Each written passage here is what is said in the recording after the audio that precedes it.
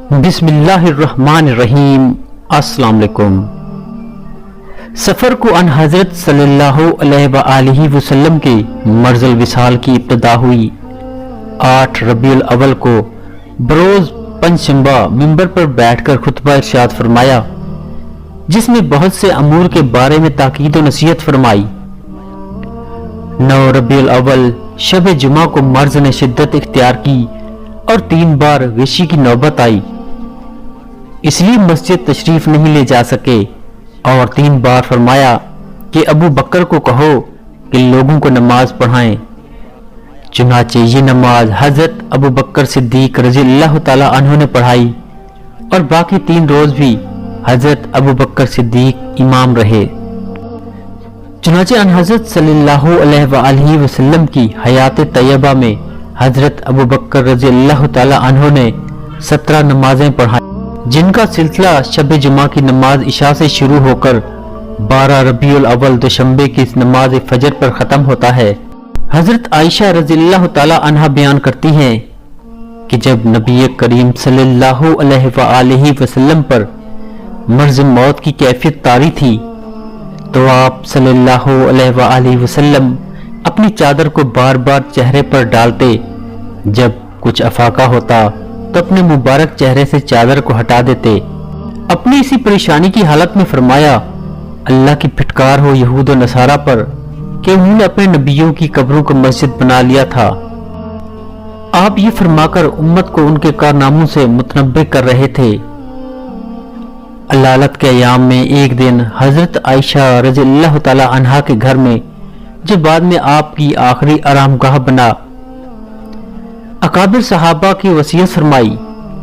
صحابہ کرام رضی اللہ عنہم تشریف لائے تو آپ صلی اللہ علیہ وآلہ وسلم نے فرمایا، میرا تم سب کو سلام ہو، جو میرے بعد میری امت آئے ان کو بھی میرا سلام کہنا، ان کے بعد جو آئے ان کو بھی میرا سلام کہنا۔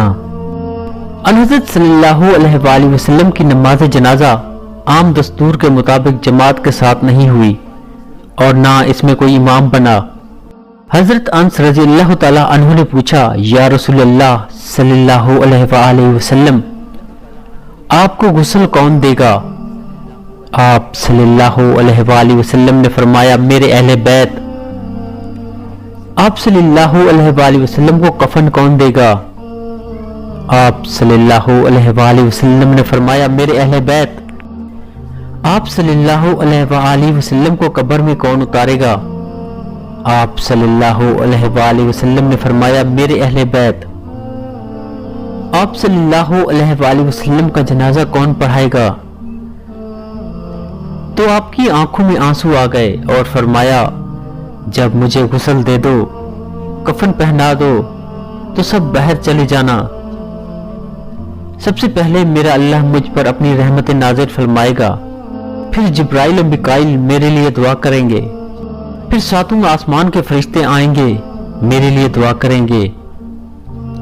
سب سے پہلے میرے اہل بیت کے مرد آئیں گے، وہ میرے لیے دعا کریں گے، پھر ان کی عورتیں آئیں گی، وہ دعا کریں گی، پھر ان کے بچے آئیں گے، وہ دعا کریں گے، پھر غلام آئیں گے، پھر اس کے بعد مہاجرین آئیں گے، پھر ان کے مرد آئیں گے، پھر ان کی عورتیں آئیں گی، پھر ان کے بچے آئیں گے، پھر ان کے غلام آئیں گے، اس کے بعد انصار آئیں گے، وہ دعا کریں گے، پھر ان کی عورتیں آئیں گی، پھر ان کے بچے آئیں گے، پھر ان کے غلام آئیں گے۔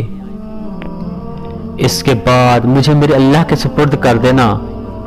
ابن اسحاق اور دوسرے اہل سیر نے نقل کیا ہے کہ تجہیز و تکفین کے بعد ان حضرت صلی اللہ علیہ وآلہ وسلم کا جنازہ مبارک حجرہ شریف میں رکھا گیا۔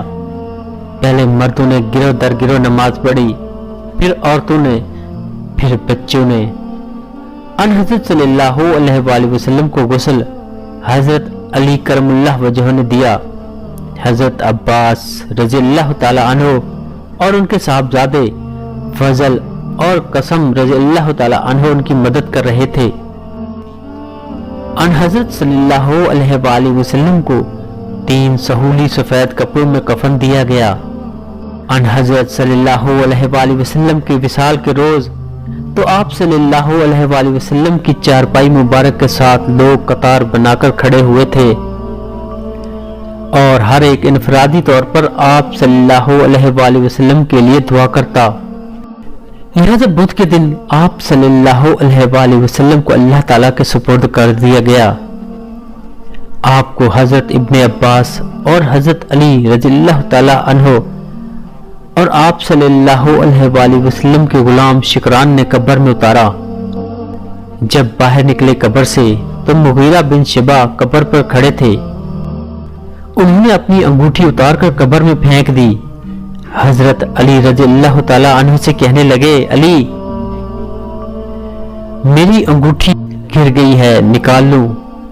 انہوں نے کہا، ہاں ابھی تو قبر بند نہیں کی، نکال لو۔ نیچے گئے اور اللہ کے نبی کے جسم سے لپٹ گئے اور آپ صلی اللہ علیہ وآلہ وسلم کے بوسے لینے لگے اور دھاڑے مارنے لگے۔ وہ انگوٹھی بہانہ بنایا تھا، اصل میں آپ صلی اللہ علیہ وآلہ وسلم کے جسم سے لپٹنا چاہتے تھے۔